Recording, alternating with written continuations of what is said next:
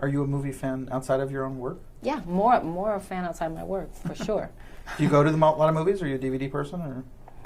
Now that I've become a mom, I'm more of a DVD person because Yeah. I just have to be. I have to be at home at bedtime. So do you have favorites that you cling to? Are there people whose films you're waiting to see every time they come out? Or Yeah, I have my favorites. People that I really follow, that I really like, and yeah.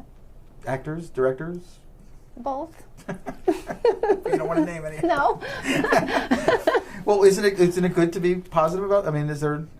Because then you're leaving other people out? Yeah, that's my biggest fear. I have so many, so I don't want to sit and pick today, and then I have so many, too many to sit here and tell you. And I have many friends along the way that I've met and that I know and who I support and who I love. So that's why I just don't really publicly say that, because I don't like. Did you grow up watching movies? Yes, yes. Went to the movie theater?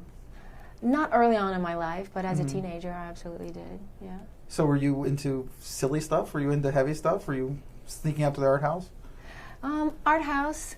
I remember one of the first early movies I snuck to was Billy Jack. Do you remember that movie? Yes, I do. I snuck to We were talking Billy Jack. about it the other day. You were? Yes.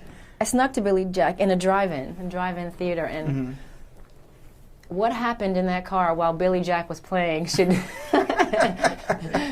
should be written about in a book someday. And it just might. As long as it's your book and not somebody else's. As long as it's my book and I'm writing it. But movies are attached to memories like that for me, especially in my early years. So do you remember any of Billy Jack? Yes. There are a few parts of it. I saw part of it. Okay. Well, see, that's why I don't talk about this subject too much. Well, but that's the thing is, it's the love of it is the love of movies. It is what drives you and gets you to spend 12 years on a picture. Yeah, it is. It is. And a low budget movie that's not going to make you, wealthy or make you, you never know what's going to happen. Yes, that's very true. And I saw a movie like when I was very young. I saw Lady Sings the Blues, and that's another one that got me inspired. I saw Diana Ross, and I just was mesmerized by her, and I fell in love with Billy D. Williams. Oh, my arm to fall off. Like I was gonna be his wife, and I'm 10. So it's movies like that too that allowed me to dream, and I thought, wow, I finally saw Diana Ross, someone like me in a movie. It was hard when I was little to find women of color that I could see on the big screen and relate to in that way, and she was one of those women for me. Do you have to put your head down? I mean, you're one of the most famous moments, I guess, of your career is the Oscar speech. But I mean, as a younger woman, as starting out in the business, do you just have to put your head down and not think about being a woman of color, or is it sitting there on your shoulder the whole time? It's not sitting on my shoulder. Being a person of color is something I've dealt with from the day I can remember being. So it's not something that I'm, carrying around like I have a sack of potatoes on my back. But some people do. Yeah, no, I don't. Right? I don't. Yeah. No. But I am mindful of it, and sometimes it becomes painfully obvious that, oh, you're right, I am of color. And sometimes I'm reminded by others, and sometimes I remind myself. But it's not something that I carry around in a heavy way, like I have the weight of the world on my shoulders. I try to look at the glass more half full than half empty. So. And it's been pretty full for you. It's been really. I can't complain. My life has been charmed. So. So one of the things about who writes the book about your going to see Billy Jack is, you are tabloid fodder for many years now. Is that just exhausting? That bugs. It's enough of writing? That bugs. I would love nothing more not to be tabloid fodder, and I often ask, why am I tabloid fodder? Why am I one of these artists that happens to be followed around by these maniacs and have my life invaded and my daughter's life invaded, and why? I don't understand. I don't court it, I don't call on it, I don't interact with it, and yet it's a part of my life, and I don't know why I'm that person. And so it's just aggravating? It's just something... Do you pay any attention to it? Do you see that on the newsstand? I have to pay attention to it because it's in my face 24/7, and I guess it's, I had to come to terms with it for myself, but where it really bugs is for my daughter because I'm fiercely protected, and I don't understand why little children like that don't have rights and why they're not protected and why these paparazzis and all these people have more rights than these innocent little children. That will baffle me until it changes. Of course, these magazines have now become, rife with everybody and their kids. That's kind of now a theme of it. It's not like it's, and obviously some of them are publicists are putting them in there.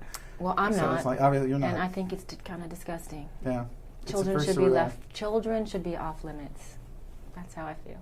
Yeah. So the entire road of this, you were talking about not carrying being of color on your shoulder. Is your beauty a burden, or has it been at times? Well, you know, beauty is so subjective. What one thinks is beautiful, one does not. So, Do you have a list of people who think you're not beautiful?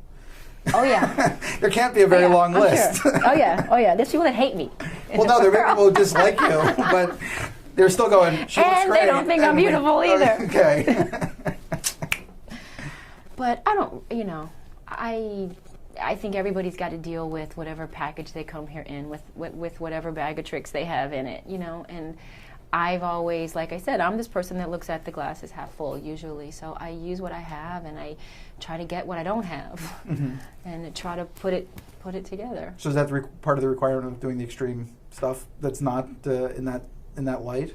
Well, I like shedding all of that. I happen to believe that I'm more than just this shell I'm walking around in that I had nothing to do with. I like shedding that and exposing my real self in another way. I think that's more interesting part of who I am than the physical part of who I am. I don't think we even connect. I mean, the thing that's interesting about film acting is that actors, there have been many beautiful actors and actresses who nobody connects with. Right. And you've had this 20-year-long career now. I'm amazed to even saying out loud, but because it makes me too. that old too. But but you know, something's connecting. It's not just what you look like. Obviously, there's more going on there. I hope so. I hope so, and I think I always try to be honest with people. I've been very open about many of the ups and downs in my life, and I think I have no regrets about doing that. I think I'm a human being here trying to get this thing called life right, like most everybody else, and I have missteps, and I have great moments and peaks and valleys, and when you can be open about that and share that with people, I think it creates a real relationship, even if you don't know people. And I think that's why maybe I still keep getting opportunities and people still support me like they do. I hope that's why. Well, doing something like Monsters Ball, for instance, a little movie that you've heard about a few Little times. movie. But I mean, you completely put yourself out there. I mean, I think that a lot of what that award is about is how much your soul was on display in that movie. Your body was also on display in that movie, which is part of it.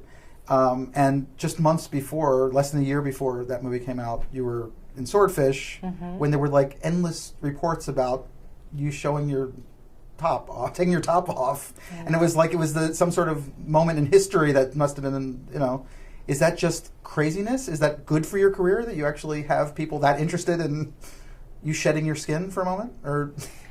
It must be, but I can't tell you I understand it. Plenty of women have taken their tops off and people don't even mention it. So I take it off for a flash of a second and all of a sudden it's like, you know, on CNN. So I don't know why that happens to be, I don't know why that happened. Did you make a choice before that moment in your career that you were I did that on purpose. You did? Oh yeah, I knew that was gratuitous and I knew the movie did not have to have it. I was on a personal journey of getting over myself being nude in a movie. And luckily I did, because had I not had that experience and gotten it out of my system and taken all the hits I took and everybody's opinion about it, I would have never had the sense of freedom to do Monsters Ball. So I knew I did that movie for a reason. I had to face a fear that I had of exposing myself, and I think to be a really good actor, if a part calls for that kind of exposure, I think you have to service the character and go there. Many of my favorite actresses who I admire have done that, and to me that's the ultimate servicing of a character for your craft.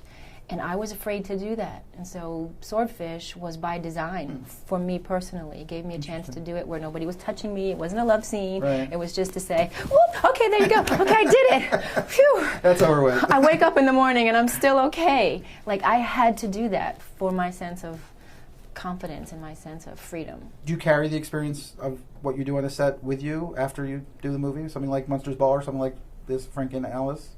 Not anymore. I used to in the beginning of my career when I was much more method because I really had no other way to be. Now I don't. I've learned how to go to work, put on the hat, put on the clothes, put on the wig, do the character, and then take it all off and go home. And So when do you put it away? Do you put it away when the movie's out in theaters, or when you've heard reviews, or is it when you just walk off that set? last day of shooting, I pack it up and hope to God there's no reshoots. So Frankie's with you, but only in kind of a distant memory at this point.